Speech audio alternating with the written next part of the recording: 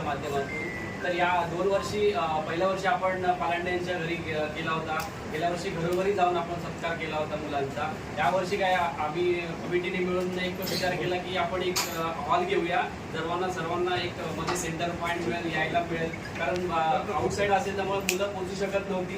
त्या उद्देशाने आम्ही आज इकडे एक छोटीशी सुरुवात केलेली आहे.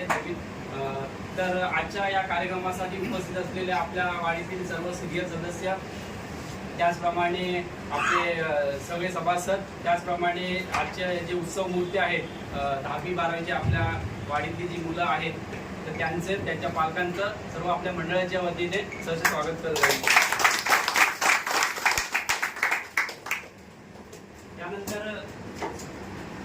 त्यानंतर आपल्या मंडळाचे सभासद सुभाष पालांडे यांना विनंती करतो की त्यांनी आपल्या मुलांना थोडं मार्गदर्शन करावं. सुभाष पालांडे.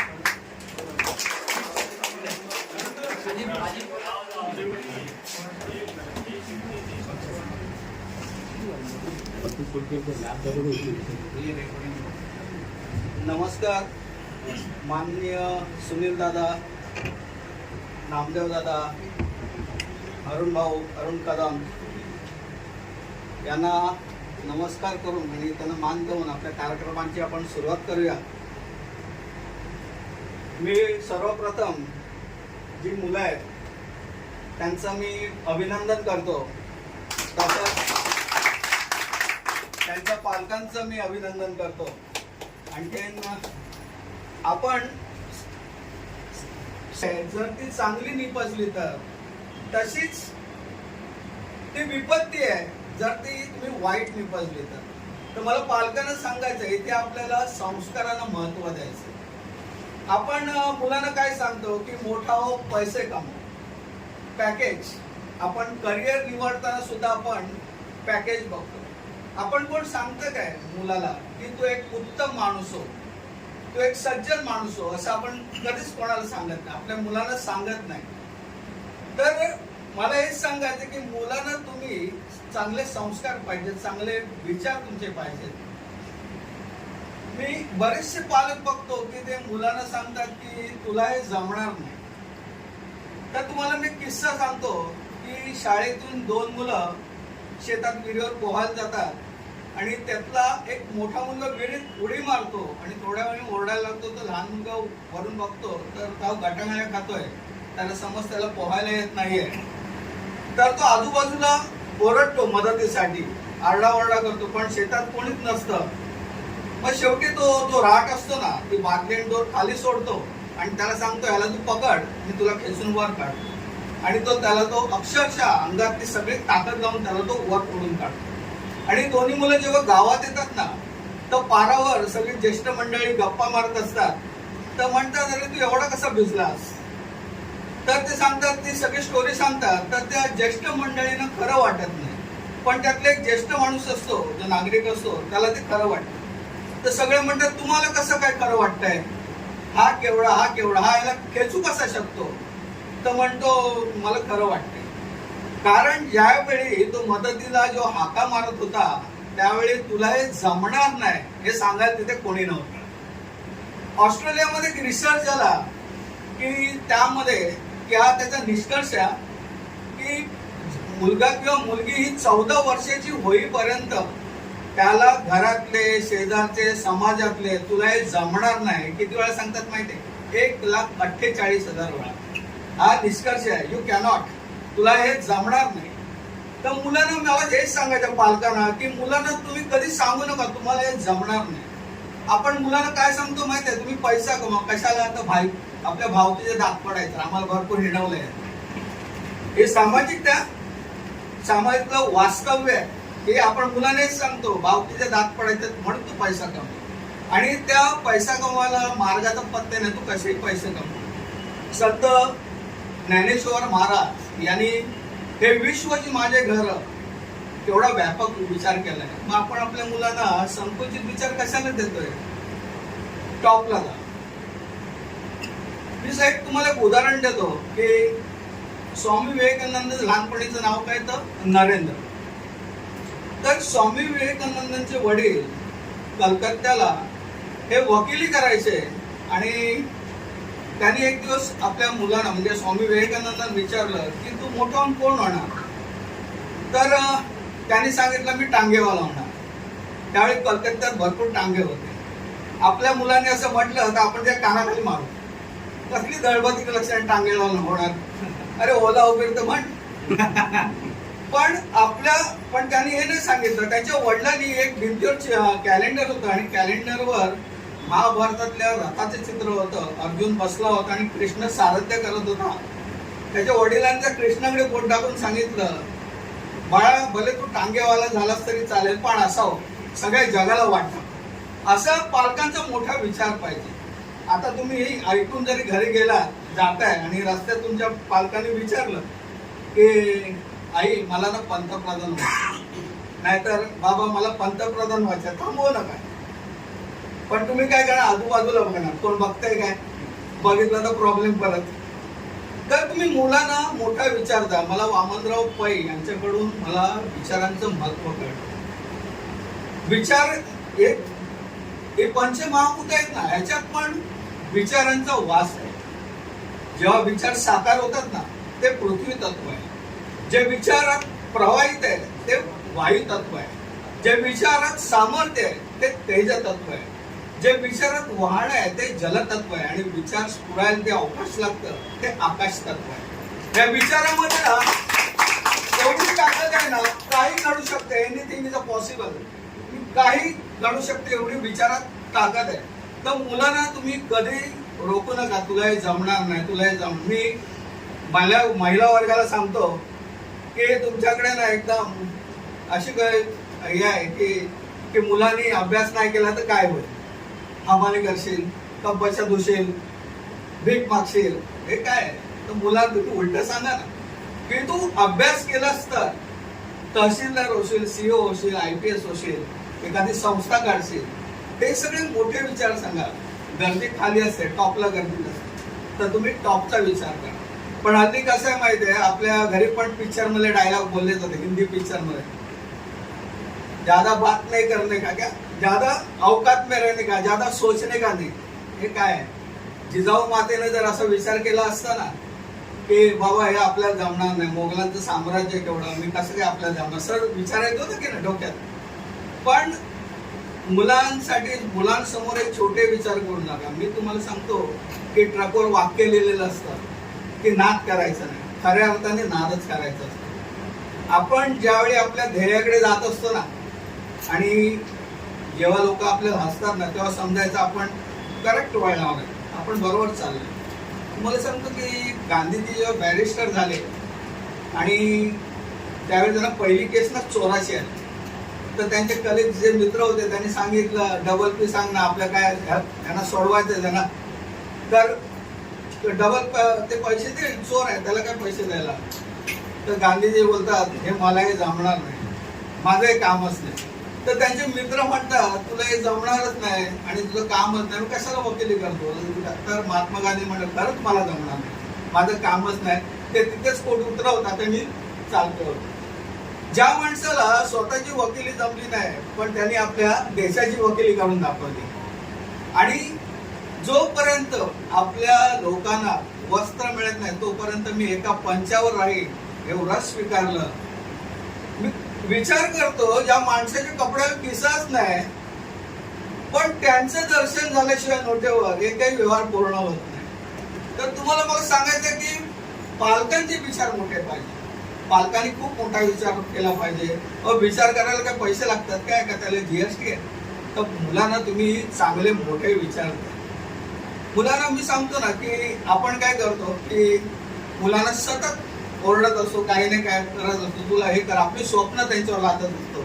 कशाला, तुम्ही काय मालक नाही, तुम्ही पालक आहात. विधात्याने तुम्हाला ना विश्वस्त केलंय तर तुम्ही त्याचप्रमाणे राहा. मुलाला चांगलं मार्गदर्शन करा आणि मोठे विचार करा. आता आताची मुलं खूप स्मार्ट आहेत, फेसबुकवर आहे, इंस्टाग्रामवर आहेत, तर त्यांच्यात तुम्ही सहभागी व्हा.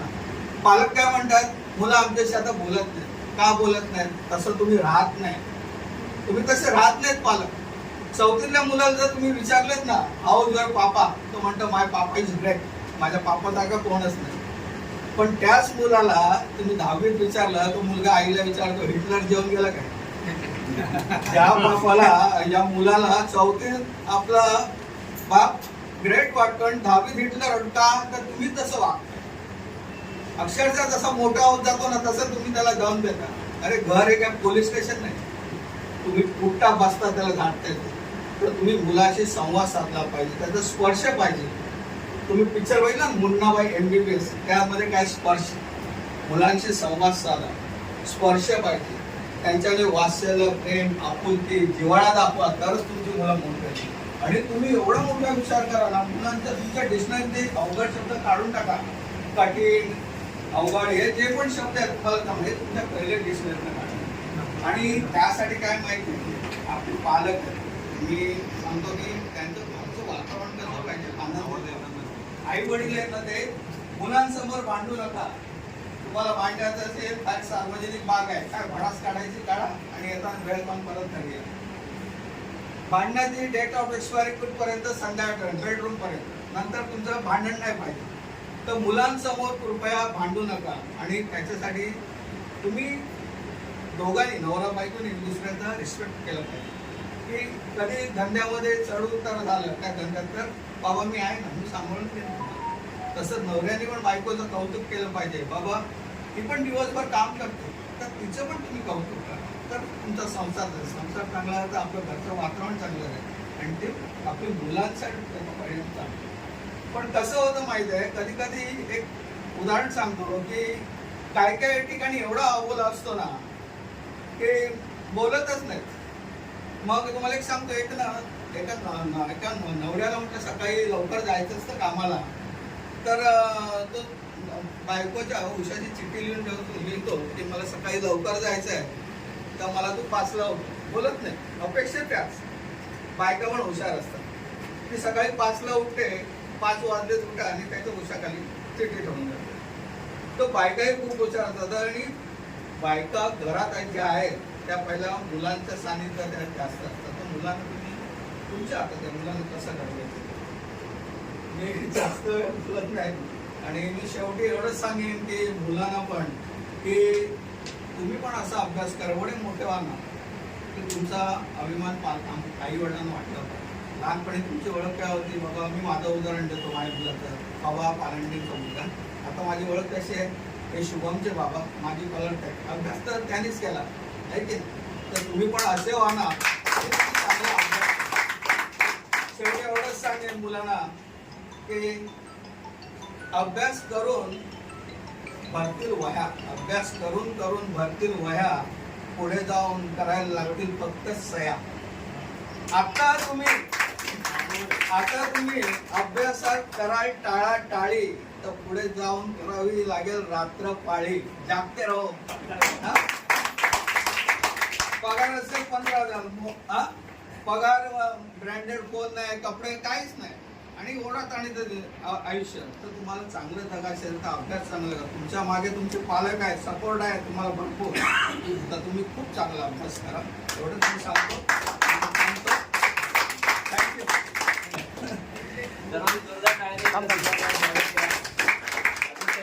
मार्गदर्शन केलंय स्पर्धासाठी.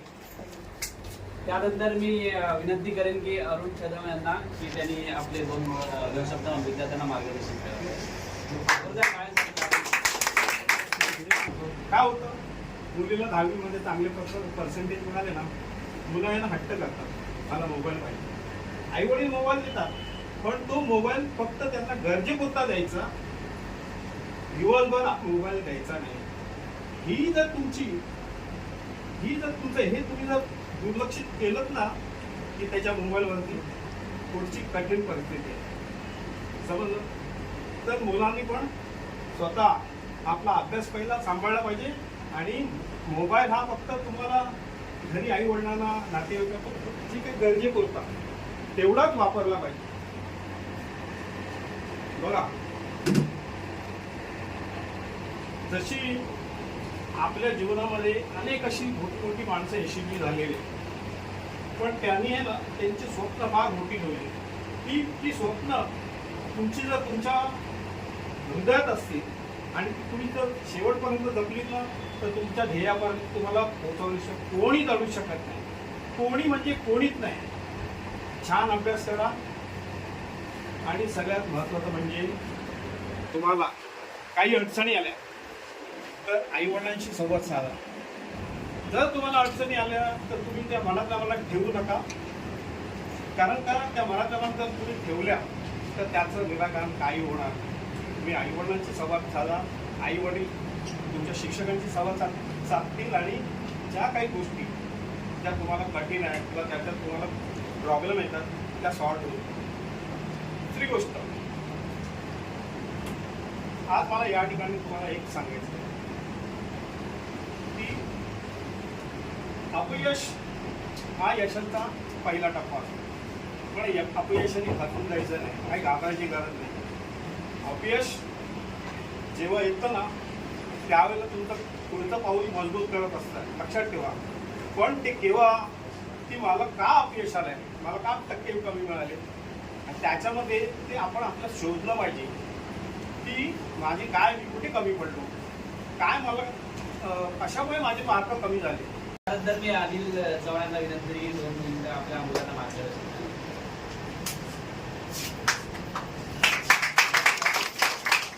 पहिल्या वेळी तुमच्या समोर काही बोलण्यासाठी मी आलो आहे आणि विकास दादांनी मला डायरेक्ट समोर बोलवलेलं आहे.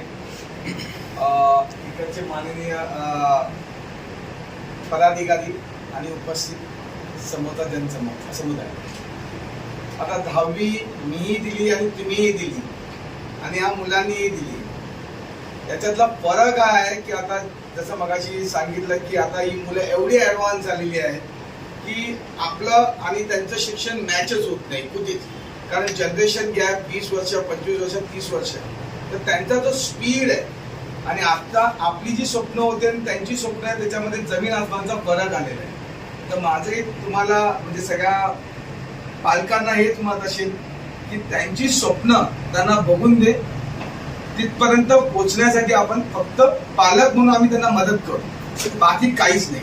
कारण त्यांचं आणि आपलं अस्तित्व आता एकदम जमीन आसमानचा फरक झालेला आहे, कारण त्यांच्याकडे एवढे ऍडव्हान्स कोचेस आणि शिक्षण आलेलं आहे की जेणेकरून आपल्या वेळी तर फक्त ग्रॅज्युएशन हाच प्रकार होता. बस हेच बोलेन मी तुम्हाला. नमस्कार सर्वांना. मंडळाचे अध्यक्ष शशिकांत चव्हाण, तसेच आमचे सेक्रेटरी विकास चव्हाण, खजिनदार प्रशांत कदम, सर्व पदाधिकारी या कमिटीचे, यांचे मी प्रथम आभार मानतो, कारण हा कार्यक्रम आपण खूप उत्तम असा या कार्यक्रमाचं नियोजन केलेलं आहे. त्यापूर्वी आपले आभार मानणे, त्यापूर्वी मला जुन्या कमिटीचे आभार मानायचे, ते म्हणजे आमचे बंधू अरुणदादा कदम, दादा पालंगे, खजिनदार किशोर माने, उपस्थित संतोष पालांडे त्या कमिटीचे सभासद होते, असे चंदू दादा असतील, सुनील दादा आहेत, हे या जुन्या कमिटीचे सतीश चव्हाण आहेत. तर यासाठी मी मांडतोय प्रथम की तुम्ही सर्व पालक, तिथे बरीचशी मंडळी उपस्थित आहे, आणि 2014 मध्ये हे मंडळ चालू केलं आणि 5 वर्ष ह्या मंडळाची जी धुरा सांभाळली. म्हणजे महत्वाचं म्हणजे हनुमान मंदिर जे पवित्र आपलं जे मंदिर आहे त्याची जीर्णोद्धार ह्या मंडळाने, ह्या पदाधिकाऱ्यांनी एवढं उत्तम 5 वर्ष मंडळ सांभाळलं. त्या मंडळाचा कार्यक्रम आपला उत्तम, म्हणजे तुम्हाला माहिती असेल 2018 मध्ये आपला जीर्णोद्धार झाला, 17 मध्ये जीर्णोद्धार झाला. खूप सुंदर असा कार्यक्रम या पदाधिकाऱ्यांनी, आपल्या कमिटीतले सर्व सभासद आणि 5 वर्ष जे काय त्यांची मेहनत होती ही आपण सर्वांनी जवळून बघितलेली आहे. तर त्यासाठी एकदा त्यांच्यासाठी टाळ्या झाल्या पाहिजे. त्यानंतर हे मंडळ 2020 मध्ये आमचे जे आता पदाधिकारी आहेत, आम्ही कमिटी मेंबर आहेत, आमच्या हातात आलं 20 पासून हा आता जवळजवळ आमचा कार्यक्रम संपला जमा आहे. म्हणजे 2025-26 मध्ये सरता या मंडळाचं जे आपलं जे मंडळ आहे ते आता पुढे आपण नेणार आहे. त्यापुढे आपण हा जो कार्यक्रम आहे, हा कार्यक्रम गेले हा 3रा आहे. जे मुलांना आपण पारितोषिक देतोय किंवा ज्या मुलांना आपण जो गुणगौरव करतोय, तो पहिल्या वर्षी आपण मुलांच्या घरी जाऊन केला होता. पहिल्या वर्षी हा विलास दादांनी त्यांच्या घरी आम्हाला व्यवस्था केली होती आणि तिथे आपण कमी मुलं होती, मला वाटतं 2-3च मुलं होती, त्याप्रमाणे तो कार्यक्रम त्यांच्या घरी आला करण्यात आला. त्यानंतर दुसऱ्या वर्षी बरीचशी मुलं होती, मला वाटतं 4-5 मुलं होती आणि सेंट्रल लाईन आणि वेस्टर्न लाईन अशी करण्यात आली. पण ह्या दिवसातून प्रॉब्लेम काय होतो, जरी आज पाऊस नाही पण खूप तुफान पाऊस असतो आणि या पावसामध्ये आम्हाला ऍड्रेस शोधणं हे फार कठीण होतं. मग आम्ही बाईकवर असू किंवा रिक्षामध्ये असू आणि त्यांच्या घरी जाणं हा फार कठीण होऊन जातं आणि मग त्याचे वेळा मॅचेस होत नाही, कोण सेंट्रल वेस्टर्न. म्हणून आम्ही यावर्षी असं ठरवलं की आपण एक छोटासा हॉल घेऊ आणि जी काय 6-7 मुलं आहेत आपली, आज 6-7 आहेत, उद्या पुढच्या वर्षी 4-5 असतील, जी काय असतील दरवर्षी, तर त्यांचा एक कार्यक्रम आपण अशा ठिकाणी करू जेणेकरून तिथे सर्व मुलं एकत्र येतील, आपल्या वाडीतली मंडळी एकत्र येतील आणि जेणेकरून ते एकामेकाची त्यांना हे पण असेल की बाबा हे इथे राहतात किंवा आपल्या बाजूला राहतात, वाडीतले आहेत. त्या पद्धतीने आम्ही हा जो कार्यक्रम आज इथे आयोजित केलाय त्याप्रमाणे मला वाटतं सगळे त्यांचे पालक आणि मुलं उपस्थित आहेत. आणि प्रथम त्या मुलांचं मी म्हणजे 10वी-12वीतली जी मुलं आहेत त्यांचं मी खूप त्यांना शुभेच्छा देतो, अभिनंदन करतो. मला एवढं सांगायचं की 10वी जी मुलं झाली ती मुलांना आतापर्यंत मला वाटतं बरेचसे मुली आहेत किंवा मुलं आहेत त्यांना पालक शाळेपर्यंत सोडायला जातो किंवा आणायला जात असते. पण आता याच्या पुढे तुम्हाला एकट्याने जावं लागणार, कारण कॉलेज कुठे असेल, कुठे ऍडमिशन मिळेल तुम्हाला, बरोबर आहे. त्यामुळे तुम्हाला प्रथम तर एकट्याने प्रवास करायचा आहे. प्रवास केल्यानंतर तुम्ही जेव्हा कॉलेजला जाल, कोणाला आता समजा कोण कुठे राहील आणि कुठे कॉलेज लागेल, कारण आता काय मेरिट लिस्टवर कॉलेजेस, त्यामुळे कॉलेज निवडताना तुम्ही जर कुठली साईड BCom सायन्स घेत असाल, सायन्स किंवा अजून काय घेत असाल, तर कॉलेज निवडताना 10 कॉलेज जरी त्यांनी सांगितली असतील तर तुम्हाला जी पाहिजे असतील तर त्या कॉलेजचीच नावं टाका. नाहीतर मग काय करतात ती की कुठलं तरी जे तुमच्या मार्क्सप्रमाणे बसतं ते कुठेतरी लावून देते. वाटतं तुम्हाला 10 टाकायचे आहेत म्हणून 10 टाकू नका. तुम्हाला जेणेकरून 3-4 जी जवळची आहेत, जी बेस्ट आहे, जिथे गव्हर्नमेंट ऍडेड आहे, तुम्ही तिथे जर बसतायत त्याच्यामध्ये टाका. त्याच्यानंतर महत्वाचं म्हणजे कॉलेजला गेल्यानंतर तुम्हाला सगळ्यात की तुमचे आता मित्र कसे करायचे आपल्याला हे, कारण आतापर्यंत कसं होतं, तुम्ही शाळेतून येत होता, जात होता, तुमचे पालक तुम्हाला नेहाण करत होते, पण आता तुम्हाला सिंगल जायचंय, तर सिंगल होताना तुम्ही तुमचा क्लास निवडा तिथे, कारण मित्र फार महत्वाचे आहेत की मित्र चांगले असणं फार गरजेचे आहे. कारण तुम्ही अचानक 10वीतून कॉलेजला जाताय, सगळं जीवन वेगळं बदलून जातं. कॉलेज म्हटलं तर थोडंसं जीवन चेंज होऊन जातं. शाळेचं आणि कॉलेज हे वेगळं सेपरेट असतं जीवन. त्याप्रमाणे तुम्ही जर BComला जात असाल तर BComला जाताना तुम्ही 12वी नंतर बऱ्याचशा मुलांना, मला वाटतं आता आम्हालाही नव्हतं माहिती, आम्ही जरी की तुम्हाला 12वी नंतर CET द्यावी लागते. आता 12वी नंतर जे BMS करतायत किंवा जे BBA करणार आहेत किंवा अनेक कोर्स आहेत त्यांना CET कंपल्सरी आहे. तर CET ची तयारी तुम्ही जवळजवळ आतापासून करा. CET म्हणजे त्याच्यात काही नाहीये.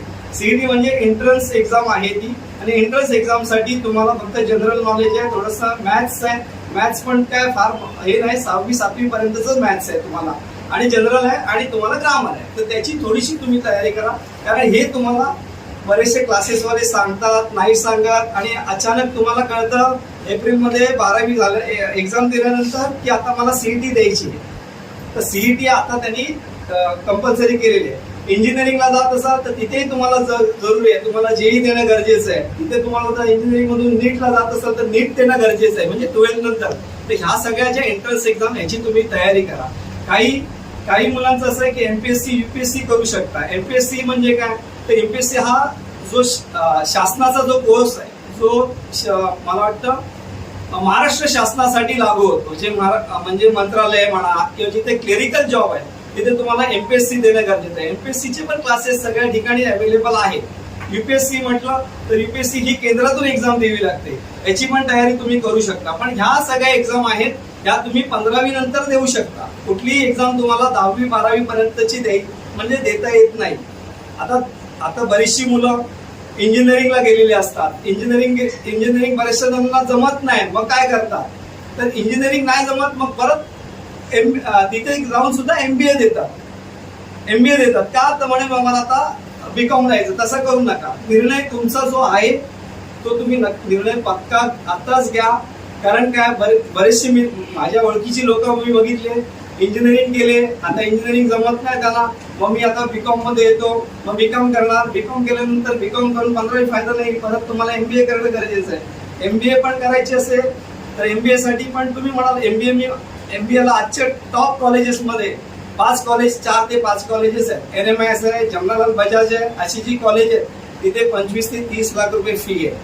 पण ती फी भरत असाल तरी पैसे असून फायदा नाही, त्यांची तुम्हाला एक्झाम द्यावी लागते.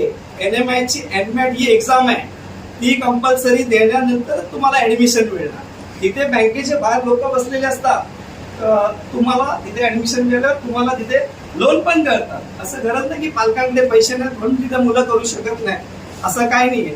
तिथे लोन होतो, जो काय 25-30 लाखाचा तो लोन करून देतं कॉलेज, पण त्यांची एक्झाम तुम्हाला पास करतो. ह्या सगळ्या गोष्टी कधी होती, जेव्हा तुम्ही अभ्यास कराल तेव्हाच होईल. कारण जर तुम्ही अभ्यास आतापासून सुरुवात या एक्झामचा केला तर तुम्हाला 100% सक्सेस मिळणार आणि तुम्ही सक्सेसच होणार. त्याच्याबद्दल कुठेही मनात हे ठेवू नका. आणि पुन्हा एकदा सांगतो सगळ्यांना खूप खूप शुभेच्छा. जय हिंद, जय महाराष्ट्र.